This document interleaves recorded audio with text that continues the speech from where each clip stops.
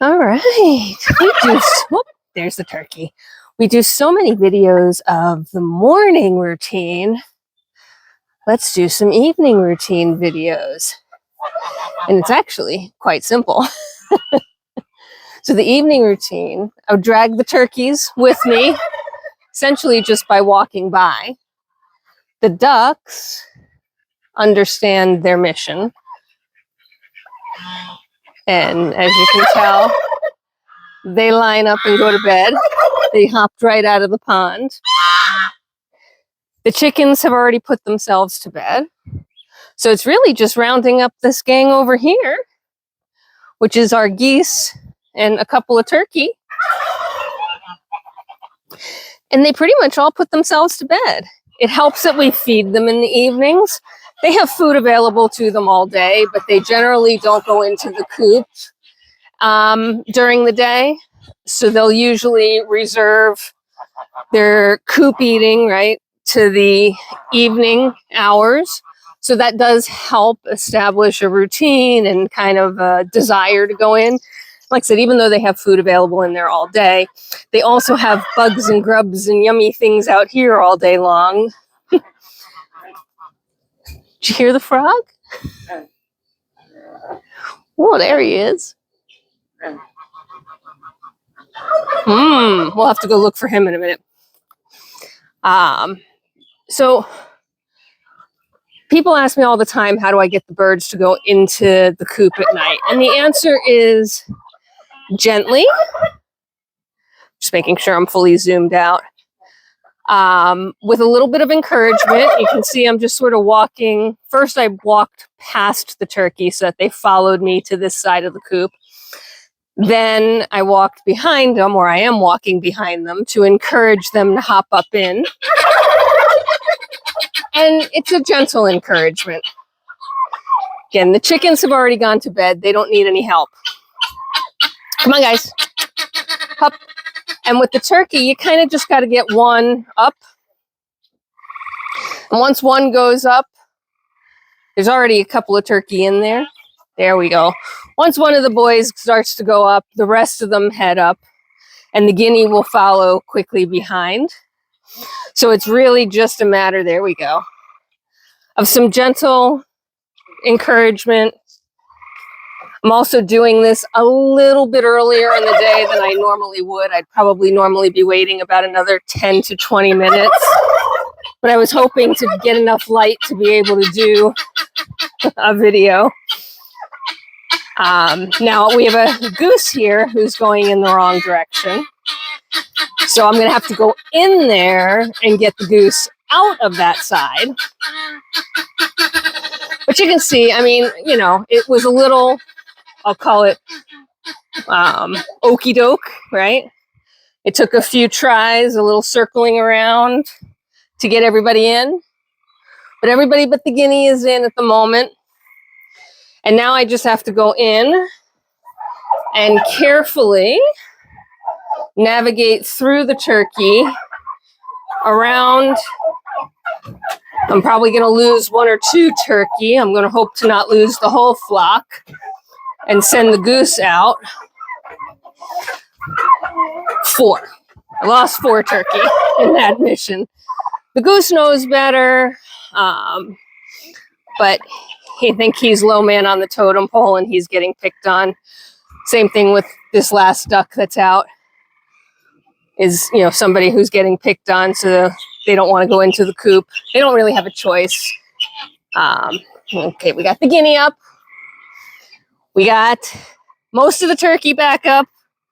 2 more to go, and then we shut the door. Now, the frogs are really sounding off now that the birds have gone to bed. And you can see they know where they're supposed to go. They're just waiting until they have to go. So we're just locking up the door here. And yes, these guys do get locked in, as you know. And that is for predator protection. And we'll take a stroll around. Whoa, that was loud. So nobody's trained per se. Training implies that I did some work and stood out here with treats and, you know, rewarded and did some positive reinforcement and all that. And I really haven't. So as we go take a stroll around the pond, look at the fog kind of settling in. Pretty cool. That frog, wherever he is right here under the coop. Wow, you're loud. And you're echoey because you're shouting from under the coop. That's hilarious. Yeah. Holy moly. Okay. Anyway, so the way to get your birds to do what mine just did, right? It took less than 3 minutes total, and it would have been even less time. The swallows and swifts are swarming. Hopefully you're catching that. If you can't catch the actual birds, look at the reflection on the water, because they're in the water as well.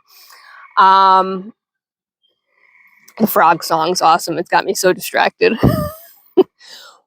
Bird training to go in. So it's not about training, right? They're not necessarily responding to treats or expecting, you know, like dogs where I'm giving them some sort of reward for doing the right thing. It's about routine. So when they're young birds and they're stupid, there are times I have to run. I'm not going to say run, jog, walk swiftly around this pond 2, 3, 4 times a night. And when we put the fresh chickens in, the ones that I'm raising in the barn at the moment, you'll know exactly what I mean, because you'll see, oh, well, this is quite the egg adventure too. You'll see 1, 2, 3 eggs in this section, all duck. So, you know, it's repetition, it's consistency, it's patience. It stinks when I call it okey doke, right? And it's like the Benny Hill show when I'm running around the pond trying to get birds to go in the right direction. And you have to time it right. If you start it this early at night before the sun really sets, I'm doing an egg check as I listen and talk, just in case there's more hanging out in this little patch here. Doesn't sound that way. So by being consistent, by being patient, by making sure that every night, no matter how hard it might be, I'm successful at getting them in. And there are nights, believe you me, that it is frustrating. But you wait until it's really close to dark, almost too dark to see them. Not quite that dark, but just about. And if you do that, they want to go into safety. So that helps encourage them in. The gentle herding, sort of pushing them in the right direction by my presence alone, is really the, you know, the training aspect of it. And then just being consistent. For every time you give up and don't follow through and let them either sleep outside or sleep on the pond, you're setting yourself back several weeks. If you are consistent for 2, maybe 3 weeks max, and have the patience and give yourself the luxury of time to do the nonsense of rounding them up every night. Okay, looks like no more eggs are out here in the nether world. So I got 2 in the coop and 3 outside the coop. 5, which isn't bad since I collected this afternoon. But if you're consistent and you do that, then for the rest of the natural born lives of the birds that live here, I got the frogs. And they're up in the trees too, because there's the tree frogs calling now. So it's just surrounding me. If you are consistent and you do that, then you will see nothing but what just happened, which is the birds pretty much put themselves up. It's a 2-minute exercise to encourage the turkeys in. During breeding season, sometimes it's a 3-minute exercise because you've got the boys being stupid. but it's easy. The ducks do it themselves. They just need to be told. The chickens do it themselves without needing to be told. The turkey need encouragement all year long. And the geese don't necessarily need as much encouragement as they need to be sort of reminded.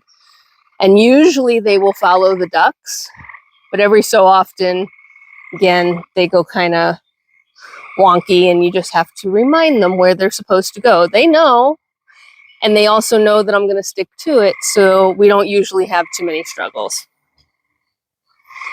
I was really hoping that the pond would light up. It's been raining all day today, and we're getting a pretty good show. You've got at least 3 different species of frogs calling right now.